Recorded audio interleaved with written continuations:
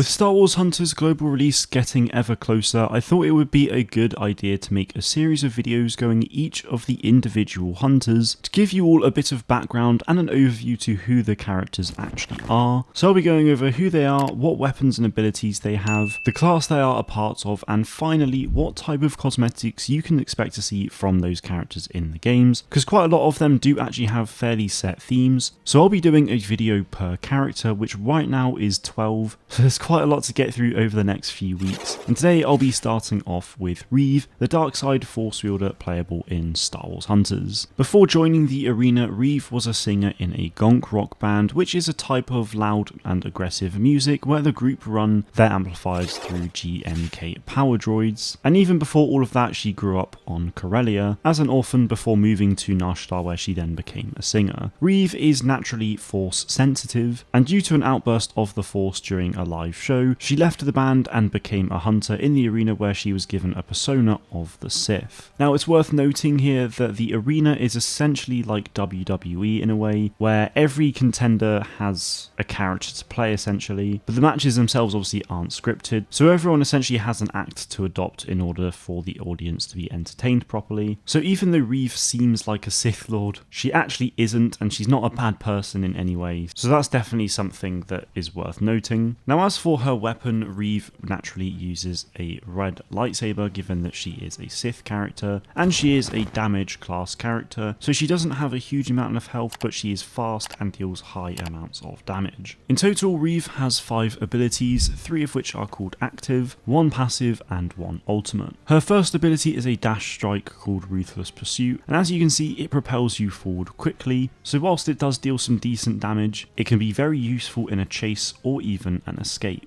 Her next ability is a lightsaber throw, which deals 75 damage per hit, and it can hit one hunter twice, so ultimately it could deal 150 damage if you're accurate enough, so it's very lethal. Her third ability is then a block, which used to be her passive, but they switched it over in the last update, and now she can easily deflect shots back in any direction. Her passive ability is called Vicious Leap, which used to be her third ability, but like I said, that got swapped with the block. And to perform this, on touch controls you have to hold down the jump button and then let go, but on controller it is a different button to the jump. This ability, as you can see, will leap you forward and deal some small AoE damage, and again can be useful to get in and out of situations. Finally, you have her ultimate, which is called Crushing Will. With an outburst of the dark side, anyone in the area of effect will get knocked to the floor and dragged towards Rieve, where she can then damage anyone in front of her, which is always super fun to use. And then finally, as for her skins, with Rieve being a dark side character, she naturally has a bunch of cosmetics inspired by all things Sith. For example, she has Darth Maul and Starkiller Sith Stalker skins in the latest Arena Pass, as well as an Episode 3 Palpatine skin in the item shop, and so much more. So for Rieve, any dark side aligned character or thing from the past you can absolutely expect to see in the future of Rieve's character. Hopefully you found this video useful and learned a thing or two about Rieve. In the next video I'll be going over Diego, so make sure you subscribe to the channel so you don't miss out on any of that. That is it from me today though.